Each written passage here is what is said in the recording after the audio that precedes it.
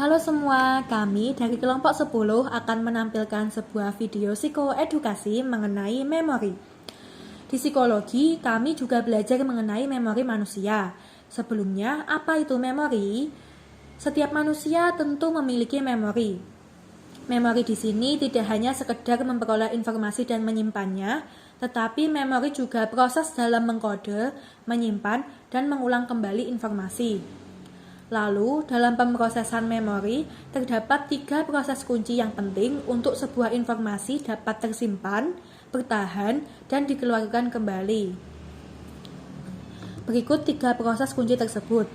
Yang pertama adalah proses untuk menyimpan sebuah informasi ke dalam memori yang dikenal dengan proses encoding.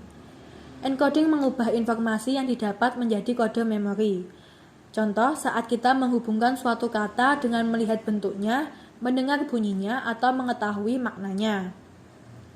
Yang kedua adalah proses untuk mempertahankan informasi di dalam memori, atau bisa disebut dengan proses storage. Dalam proses ini, informasi atau kode memori dipertahankan di dalam memori dari waktu ke waktu. Seperti saat kita menghafal dan menyimpan informasi mengenai bentuk, bunyi, atau makna dari suatu kata ke dalam memori kita. Proses yang ketiga adalah retrieval. Retrieval adalah proses mengeluarkan informasi dari penyimpanan memori saat hendak digunakan. Contohnya, saat kita mengingat sebuah kata dengan memperhatikan bagaimana bentuk, bunyi, atau maknanya. Pada sistem memori manusia, terdapat 3 bentuk susunan memori, yaitu memori sensorik atau sensory memory, memori jangka pendek atau short-term memory, dan memori jangka panjang atau long-term memory. Pada susunan memori sensorik, berisi informasi yang didapatkan dari panca indera, berupa visual atau penglihatan, audio atau pendengaran, dan haptik atau sentuhan. Dan informasi di sini hanya disimpan selama setengah detik. Kedua, ada memori jangka pendek.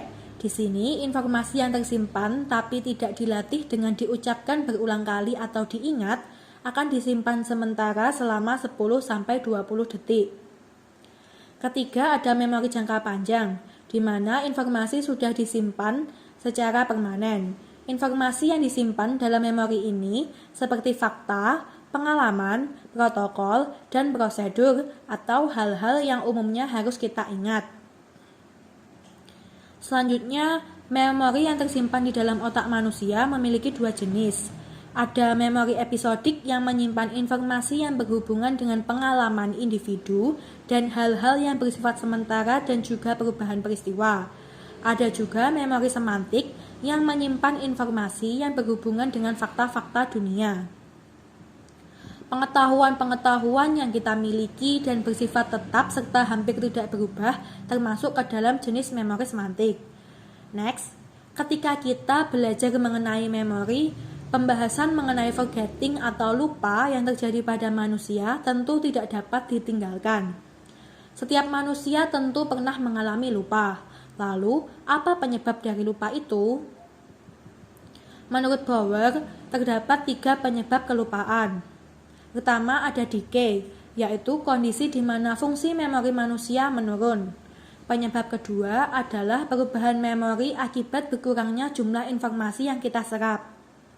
Penyebab ketiga adalah interfere, kondisi di mana memori yang kita miliki bercampur sehingga menyebabkan kita kesulitan saat memilah dan mencari informasi yang kita inginkan.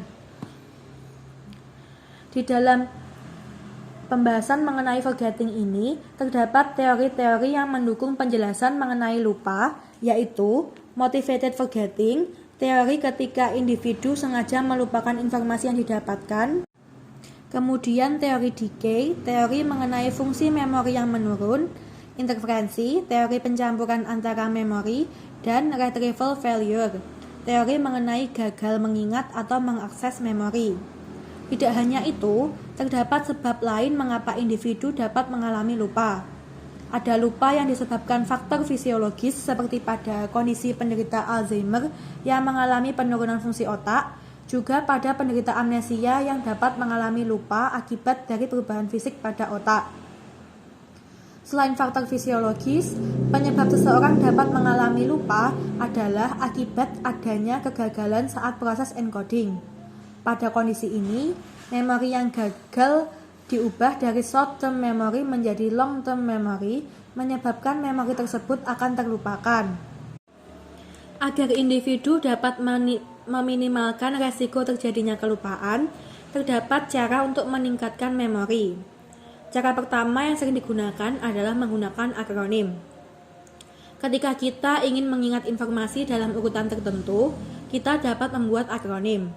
Untuk membuat suatu akronim, kita dapat menggunakan huruf pertama untuk setiap informasi yang akan dihafal dan menyusunnya hingga menjadi suatu kata atau kalimat yang lebih mudah diingat.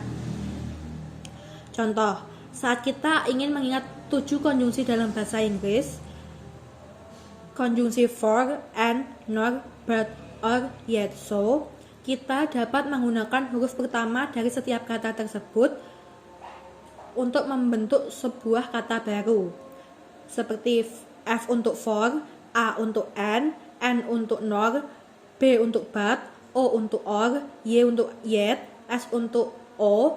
Huruf pertama dari setiap awal kata tersebut akan membentuk kata fanboys, yang memudahkan kita mengingat konjungsi bahasa Inggris tersebut. Kemudian ada cara metode cerita atau narrative method, yaitu metode mengingat informasi berupa potongan kata-kata dengan cara menyusun kata-kata tersebut menjadi sebuah cerita sesuai dengan urutannya. Contohnya, ada kata kostum, burung, kotak surat, kepala, sungai, perawat, teater, lilin, kelopak mata, dan tungku. Dari kata-kata tersebut kita akan membuat cerita seperti seseorang pria berpakaian kostum burung dan memakai kotak surat di kepala terlihat melompat ke sungai, seorang perawat keluar dari teater terdekat dan mengoleskan lilin ke kelopak matanya, tetapi usahanya sia-sia. Pria tersebut meninggal dan dilempar ke dalam tungku. Cerita yang terbentuk akan memudahkan kita mengingat kata-kata yang ada. Kedua metode di atas termasuk ke dalam metode mnemonik. Kemudian ada cara engage in deep processing. Kita bisa mengingat materi yang sedang dipelajari dengan cara memahami materi dan bukannya menghafal materi tersebut. Jika individu lebih berkonsentrasi pada makna dari materi yang dibaca, ia akan lebih lama mengingat daripada individu yang hanya menghafal materi. Sekian video psikoedukasi kami mengenai memori. Terima kasih sudah menyaksikan video kami dan semoga video kami dapat menambah wawasan teman-teman semua.